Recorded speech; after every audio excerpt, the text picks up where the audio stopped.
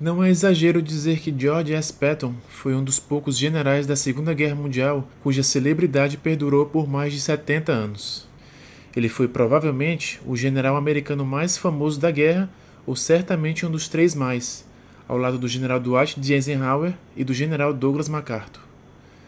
Patton levou seus exércitos à vitória no norte da África, na Sicília, na França e na Alemanha, terminando sua última campanha na Segunda Guerra Mundial dentro do território tcheco, numa verdadeira corrida rumo aos territórios do leste.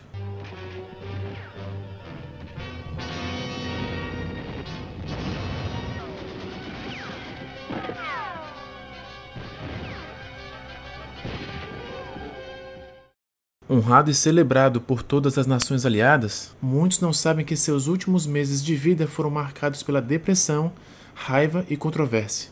Sua morte prematura, em dezembro de 45, com apenas 60 anos, tornou-se objeto de intensa especulação. Aquilo foi um acidente ou ele foi assassinado por uma conspiração sombria entre líderes aliados, fartos com a retórica antissoviética de Patton e suas embaraçosas gafes. Havia George Patton se tornado um fardo em vez do general exemplar que ele fora durante os combates no noroeste europeu? Patton era um general brilhante, embora de temperamento difícil, que não se furtava a expressar suas opiniões sobre muitos assuntos e cujo comportamento muitas vezes o levava a ter problemas com as autoridades aliadas. The first 4 hours we passed over a destroyed land. Utterly destroyed. You who have not seen it do not know what hell looks like from the top. That's what Germany looks like. That Austria looks like. That's what any place that the 8th Air Force and the 3rd Army worked on looks like.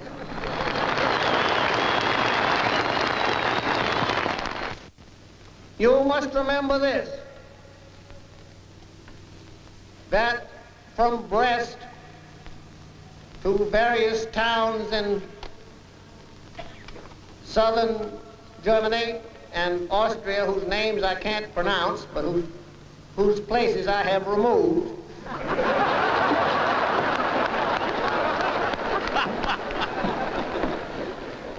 the trail of the 3rd Army and the 19th Tactical Air Command and the 8th Air Force is marked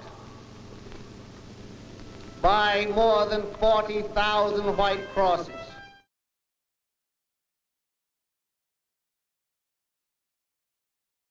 Num primeiro momento, Patton comandou tropas americanas na Segunda Guerra durante a Operação Tocha, o desembarque aliado no norte da África Francesa, em novembro de 42.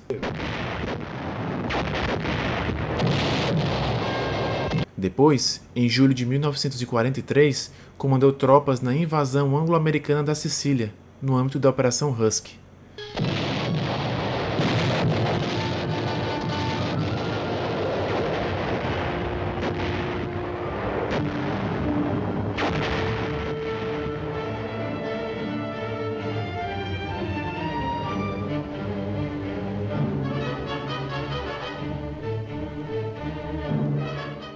Embora seu estilo de comando, suas roupas extravagantes e sua linguagem viperina tenham atraído muitos fãs entre as divisões que comandou e entre a imprensa e público dos países aliados, algumas de suas decisões e ordens fizeram-no objeto de censura pelo Comando Superior Aliado.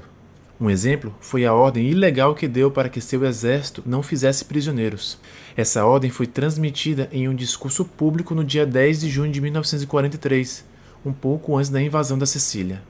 Como era de se esperar, alguns de seus soldados executaram a sangue frio 74 prisioneiros de guerra italianos, naquilo que ficou conhecido como Massacre de Biscari. 2 dos soldados foram levados a julgamento por este crime de guerra.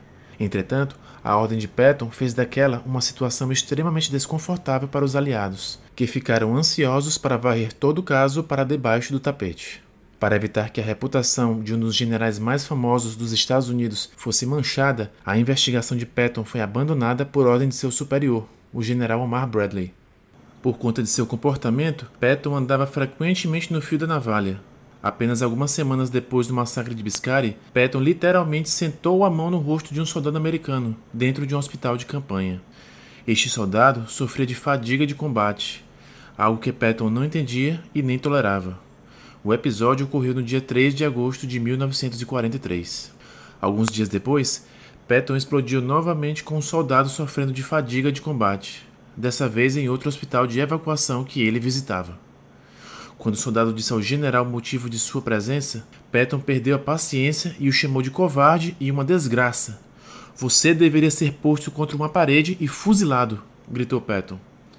Podemos citar outros incidentes mais ao fim da guerra, como quando Patton ordenou que uma força-tarefa de tanques e infantaria adentrasse 80 quilômetros nas linhas alemãs para liberar o campo de prisioneiros de oficiais em Hammelberg, na Alemanha. A força-tarefa Baum, como foi batizada, foi um completo fiasco. 314 homens, 16 tanques Sherman e muitos outros veículos foram enviados. Desses, apenas 34 homens retornaram. Os demais foram mortos ou capturados em março de 1945. Nenhum tanque ou veículo foi recuperado. Posteriormente, descobriu-se que o genro de Patton, o coronel John Waters, era prisioneiro do campo. A opinião da imprensa não foi muito favorável ao general Eisenhower e aos aliados. A opinião geral era de que Patton usara seu poder para enviar uma missão mal planejada e resgatar o marido de sua filha, sem se importar com o custo em vidas e equipamentos. Foi um claro abuso de poder, mas Patton foi tão bem sucedido em lidar com seu terceiro exército no avanço pela Alemanha que esse episódio também foi abafado. Outro assunto problemático foi a atitude cada vez mais antagônica de Patton em relação à União Soviética, uma nação aliada. Patton não queria parar seu exército na fronteira tcheca da Baviera e permitiu que algumas unidades avançassem para o que seria território soviético em abril de 1945. Certa vez, Patton disse o seguinte sobre os russos: "Eu não tenho nenhum desejo em entendê-los, exceto para saber quanto chumbo ou ferro é necessário para eliminá-los." Outros de seus colegas generais e líderes aliados não suportavam Patton por uma série de razões. Alguns o achavam superestimado como general, uma característica que também era imputada a outro extravagante líder da Segunda Guerra, o marechal de campo Sir Bernard Montgomery. Curiosamente, Montgomery se dava muito bem com Patton e o admirava. O general Eisenhower sabia de seu valor, dizendo após sua morte: "Não é exagero dizer que o nome de Patton aterrorizou a mente do inimigo." O general Bradley, no entanto, não gostava de Patton nem um pouco. O general Sir Alan Brooke, chefe britânico do Estado-Maior Imperial, disse que Patton era um líder arrojado, corajoso, selvagem e desequilibrado. Bom para operações que exijam confiança e arrojo, mas péssimo em operações que exijam habilidade e julgamento. O presidente Truman não emitiu opinião sobre Patton, ao contrário dos elogios feitos ao general por seu antecessor, Franklin Roosevelt. Truman comparou Patton a dois outros ególatras, o general MacArthur, no Pacífico, e o tenente-coronel George Armstrong Custer, que morreu em Little Bighorn em 1876. Poderíamos continuar essa discussão por vários minutos mais. Basta dizer que Patton tinha muitos admiradores e detratores entre os aliados. Entretanto, é difícil dizer se haviam suficientes elementos lhe desejando propriamente que algo ruim lhe acontecesse. O que é certo é que certas forças conseguiram manter Patton de fora da Guerra do Pacífico.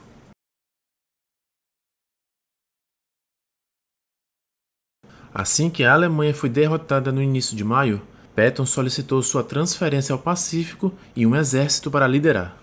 É deveras estranho que a um general tão famoso e capaz tenha sido negado um papel tão importante nos últimos combates daquele conflito. Esperando para saber se ele receberia ou não tal comando, voou de volta para sua casa em Bedford, Massachusetts, via Paris e Londres, chegando no dia 7 de junho. Patton passou um tempo com sua família e fez um discurso para uma plateia de 20.000 espectadores no Hatch Memorial Shell, uma sala de concertos ao ar livre em Boston. Novamente, ele demonstrou grande falta de noção ao dizer que um homem que morre em batalha é frequentemente um fraco, considerando o fato de que muitas mães e esposas que haviam perdido filhos e maridos na guerra estavam presentes naquele discurso. Além de Boston, Patton discursou para outras audiências em Denver, Los Angeles e Washington, D.C. Nesse ínterim, o secretário de guerra, Henry Simpson, decidiu que Patton não seria enviado ao Pacífico. Em vez disso, foi-lhe ordenado que retornasse à Alemanha como governador militar da Baviera. Entediado e inquieto, a nomeação não foi muito bem recebida. Patton considerava o processo de desnazificação ao qual os alemães estavam sendo submetidos como não muito importante. Ele continuava preocupado com a ameaça que a União Soviética representava à Europa desde que os primeiros estágios da Guerra Fria começaram a se desenrolar na Alemanha ocupada. Em sua opinião, expressa a força ao secretário de Guerra dos Estados Unidos, Robert Patterson, o exército americano na Alemanha tinha que ser mantido em sua força máxima. Patton também afirmou que se arrependera amargamente por ter devolvido o território que o Terceiro Exército havia libertado na Europa para os soviéticos. Disse Patton: conseguimos uma grande vitória sobre os alemães e os desarmamos. Entretanto, falhamos na libertação da Europa. Perdemos a guerra. A atitude de Patton para com os alemães derrotados foi outra fonte de constrangimento para Eisenhower e Truman. Ele declarou que as SS não significam mais na Alemanha do que ser um democrata nos Estados Unidos. Esta observação, feita em ambiente privado, foi publicada, criando outra tempestade na imprensa que nada acrescentou de bom à sua reputação e exigiu sua retratação.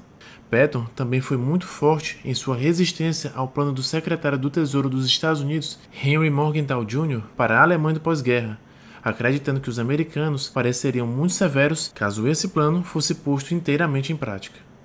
Também não ajudou o fato de Patton ter feito muitos comentários que beiravam o antissemitismo, agravando as críticas da imprensa americana contra ele. Sobre a destruição de Berlim, que ele visitou no final de julho, Patton disse: "Berlim me deixou triste. Nós destruímos o que poderia ter sido uma boa raça e estamos prestes a substituí-los por selvagens mongóis, e toda a Europa será comunista." Patton ficou cada vez mais obcecado com a ameaça soviética e com raiva de seu próprio país, pois, segundo ele, os Estados Unidos puniam desnecessariamente os alemães, em vez de protegê-los e a Europa dos soviéticos. Não era surpresa, portanto, que algumas pessoas preferissem que um líder tão famoso e falastrão como Patton fosse silenciado. Elementos da imprensa nos Estados Unidos, como eu disse, tornaram-se opositores de Patton, e Eisenhower dispensou de sua posição como governador militar da Baviera, dando-lhe comando de um exército de papel, o 15º na Alemanha. Patton aceitou o cargo calmamente, aliviado por estar fora do processo de desnazificação, mas suas contínuas críticas à política dos Estados Unidos em relação à Alemanha e, claro, a forte crítica aos soviéticos continuaram. George Patton, general de 4 estrelas, o americano mais famoso da guerra, foi um peso enorme para o governo de ocupação da Alemanha e para o governo americano em Washington. Descobriu-se posteriormente que os americanos e soviéticos haviam grampeado o telefone de Patton, tão preocupados com seu comportamento e suas palavras. Preocupados o suficiente para matá-lo? Talvez.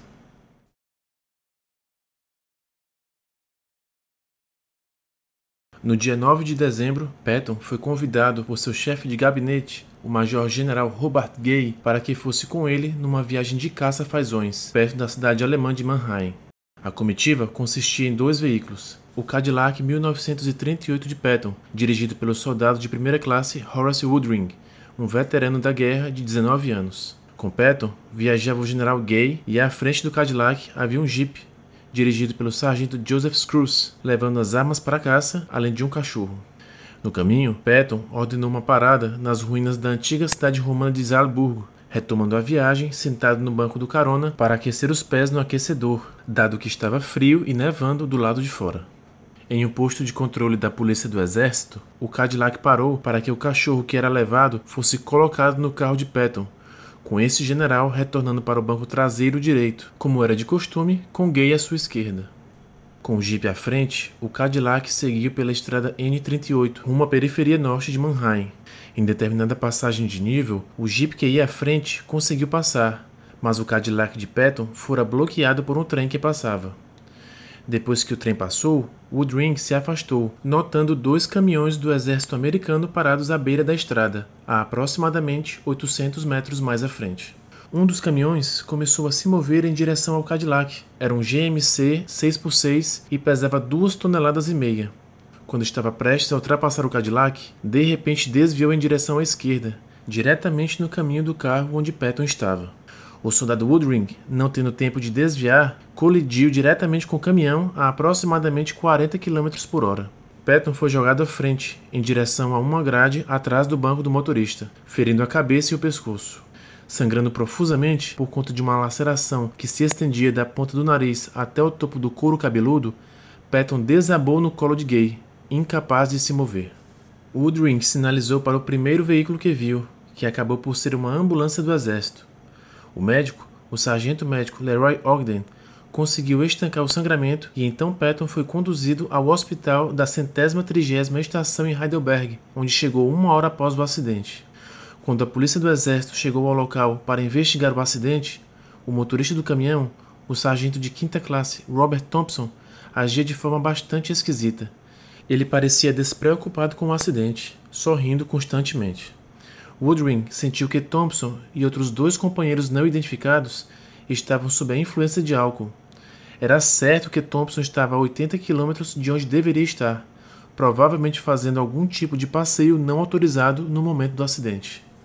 2 oficiais, um da 8ª, outro da 18ª Companhia de Polícia do Exército, interrogaram todos os envolvidos.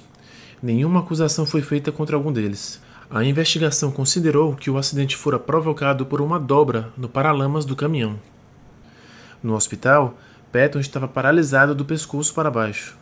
Suas vértebras foram gravemente deslocadas. Especialistas foram levados de avião, assim como sua esposa, que estava nos Estados Unidos. No entanto, cerca de 1 semana depois do acidente, Patton começou a melhorar. Os movimentos de alguns músculos respiratórios voltaram e foram feitos preparativos para levá-lo de volta aos Estados Unidos, para continuar o tratamento. Entretanto, em 20 de dezembro, o estado de saúde de Patton deteriorou-se repentinamente, e no dia seguinte, ele morreu de edema pulmonar e insuficiência cardíaca congestiva. No dia 24 de dezembro, como era seu desejo, ele foi enterrado entre os mortos do Terceiro Exército no cemitério americano de Ham, no Luxemburgo.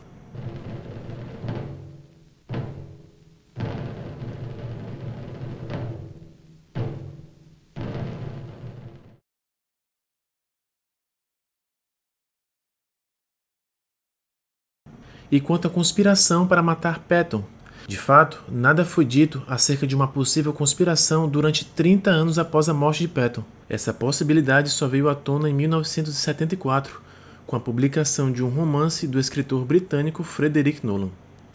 O livro nos conta uma história fictícia contra a versão oficial sobre a morte de Patton, mostrando uma trama de assassinato para matar um general famoso.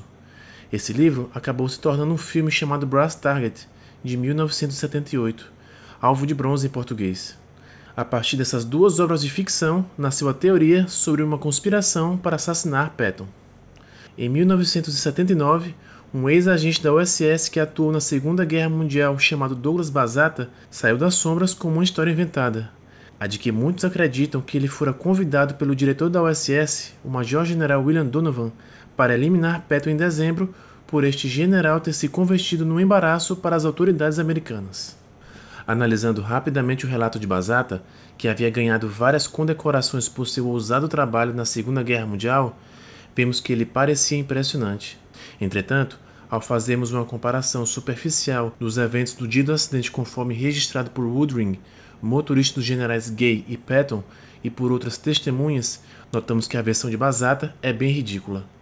Resumidamente, Bazata afirmou ter emperrado a janela ao lado de Patton quando o general estava visitando as ruínas romanas, antes de seu acidente, para que ela ficasse aberta aproximadamente 10 centímetros, de forma que Bazata pudesse atirar nele mais tarde, um pouco antes do acidente, usando uma arma especial que disparava pedras, fabricada num país do qual ele não conseguia se lembrar, para que parecesse que Patton tivesse sofrido um ferimento não causado por arma de fogo na cabeça, mas sim causado pelo acidente, que também foi, claro, encenado.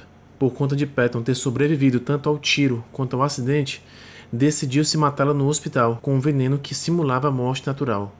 A imprensa, claro, encampou o relato bizarro de Bazata, interpretando-o junto com o romance e o filme, que diziam existir rumores de uma trama para assassinar o general.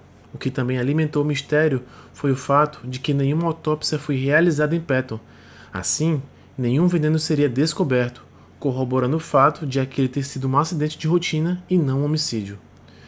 Nenhuma autópsia era necessária. Os registros concernentes ao acidente de Patton também ficariam ausentes dos arquivos nacionais.